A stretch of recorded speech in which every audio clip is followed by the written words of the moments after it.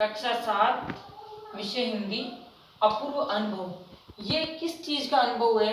ये एक तातो चान जो विश्व साहित्य की एक अमूल्य निधि है। यानी विश्व साहित्य में से तातो चान की जो डायरी है उसमें ये कहानी लिखी गई है जो जापानी भाषा में लिखी गई है, जिसका अनुवाद बहुत सारी भाषाओं में हो गया है। तातो चान क्या स्वयं खुद लेखिका है, इस पाठ में लेखिका है। और इस पाठ में उस लेखिका को में क्या बताया गया है? ये लेखिका क्या है? अपने आप को एक उस विद्यालय की छात्रा मानती है। कौन से विद्यालय की?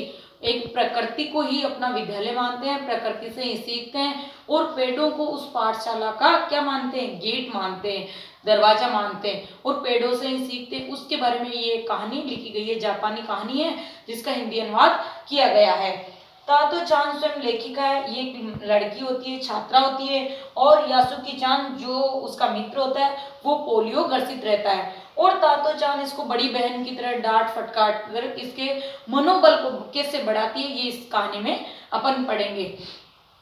तातो चान क्या होती है? एक छोटी बच्ची होती है और वो क्या करती है कि कहीं अपनी दोस्त के यहाँ जाने को कहती है अपने माँ को, लेकिन वो झूठ नहीं बोल पाती है, माँ से नजरें नहीं मिला पाती है और माँ को ऐसे ही कह देती है कि माँ मेरे को कहीं बाहर जाना है। लेकिन उसकी कोशिश क्या रहती है कि यासुकी चान था उसको पोलियो रखा था। वहाँ छोटे छोटे बच्चे क्या होते हैं? पेड़ों को अपना घर मानते हैं, मित्र मानते हैं और पेड़ों से खेलते हैं, निजी संपत्ति मानते हैं। निजी मतलब खुद पेड़ लगाते हैं, उसको बड़ा करते हैं, ये मैं पेड़ मेरा घर है, मैं इस पे खेलूंगा। तो यासुकी चान को इसके बारे में बहुत ऐसे खराब लगता है कि भाई मैं तो पेड़ पे चढ़ ही नहीं सकता है, मैं कभी पेड़ पे चढ़ूंगा क्या? उसको बहुत बुरा लगता है। लेकिन तातो चान उसको क्या करती है? आमंत्रित करती है कि तुम मेरे पेड़ पे चढ़ने के लिए आना। अब यासुकी सोचता है मेरे से तो चढ़ा ही नहीं जाएगा, उसको तो मतलब वो दुखी होता है कि मैं तो ये कर ही नहीं सकता हूँ, मैं कैसे जाऊंगा, मैं कैसे चढ़ूंगा। तातो चान आगे सारी व्यवस्था रखती है कि मैं उसको कैसे चढ़ाऊंगी।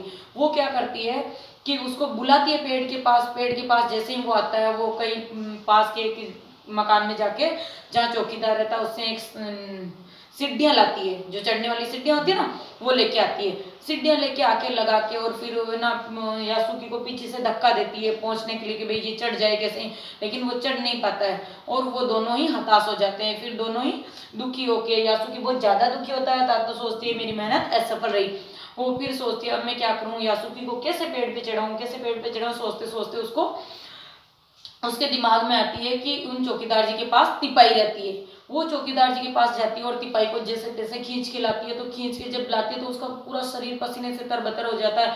यासुकी ये सब देखता रहता है। फिर बड़ी बहन की तरह उसको डांटती कहती है ले चढ़ अब, और अब ये देखना कि मतलब अब पीछे मुड़ के मत देखना कि तू मेहनत खुद कर।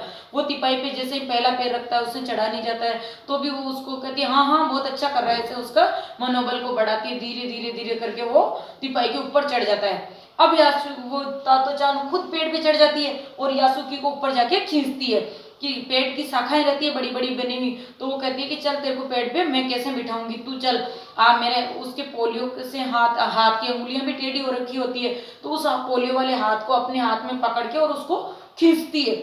जैसे दो खींचती है वो दोनों ऊपर चढ़ जाते हैं, पेड़ की शाखा पे बैठ जाते हैं। यासुकी बहुत खुश होता है कि पेड़ पे चढ़ने की जिंदगी क्या होती है और आखिर मेरी कोशिश कामयाब हो गई। वो बहुत खुश होता है और तातो चान की ओर देखता है और तातो चान को भी रोना आता है, लेकिन वो रोती नहीं है क्योंकि वो उसकी खुशी समाहित नहीं होती ना। खुशी के भी आंसू आते हैं और गम के भी आंसू आते हैं। तो उसको खुशी होती है कि देखो मेरी मतलब कोशिश कामयाब रही, मैंने मेरे मित्र को क्या पेड़ पे चढ़ा दिया। अब वो बहुत खुश होती है, उसको रोना आता है, लेकिन उसने सोचा मैं रोऊंगी तो यासुकी भी रोने लग जाएगा, इसलिए वो रोती नहीं है और उसको पेड़ पे चढ़ा के फिर दोनों बातें करने लग जाते हैं। और फिर वो बातें कैसे करते हैं कि कैसे देख मेरे वहाँ मेरी बहन वहाँ रहती है, अमेरिका रहती है, वहाँ एक छोटा सा टेलीविजन है, टेलीविजन के अंदर अपन सुमो जूडो देखेंगे, कुश्ती देखेंगे, ये सब। फिर वो मन में सोचती है कि ये कुश्ती, क्योंकि टीवी के बारे में वो लोग जापानी लोग उस समय जानते नहीं थे, तो वो कहती है उसमें इतने बड़े बड़े लोग कैसे आ जाएंगे, ये सब चीजें वो सोचती रहती है। ये उन दो मित्रों की कहानी है जिसमें एक असफल मतलब जिसका मनोबल गिरा रहता है उस व्यक्ति को ये तातो चान कैसे उसका मनोबल बढ़ा के और आगे बढ़ा देती है।